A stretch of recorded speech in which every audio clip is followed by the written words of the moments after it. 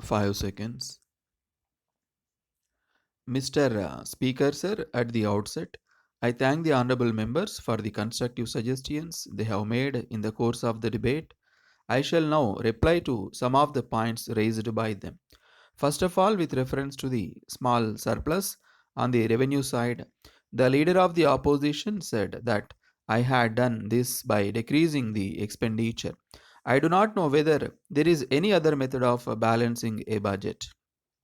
So far as I know, we can do it only by adjusting the expenditure to the income, and this is the only way in which we can do it. But I have to point out that we have still to meet our capital expenditure, and for this purpose, we require the assistance of the center. As far as revenue expenditure is concerned, we cannot go on having deficits year after year. As honorable member are aware, for the last 3 years we are having deficits and it is necessary to balance our budget. That is why I have tried to balance at least the revenue budget. In this connection, I am glad to say that the Finance Commission has gone into the question of the revenue expenditure on account of the developmental expenditure of the states. So it has made some revenue resources available to the states. There was money which was available to the center. Now it has been allocated to the states by the Finance Commission. To that extent, I will be able to cut the assistance which we have to give under the plan.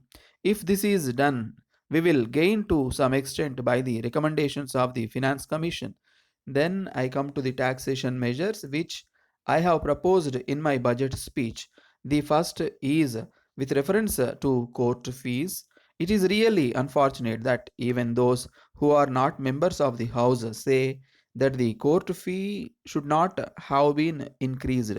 As far as this criticism is concerned, I am sorry that a wrong view has been taken of the proposal.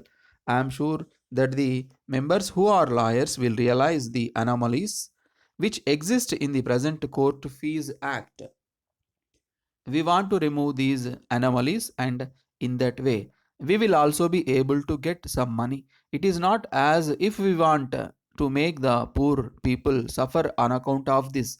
Then with regard to the tobacco tax, it has been said that we are taxing the luxury of the poor man and that it should not be taxed. Now I was really surprised to see a speech made by a person connected with trade and commerce to the effect that a government which had been adopting the policy of prohibition should not levy a tax on tobacco. It seems to me that he thinks that the excise revenue we will be getting by selling toddy comes from people who are not poor.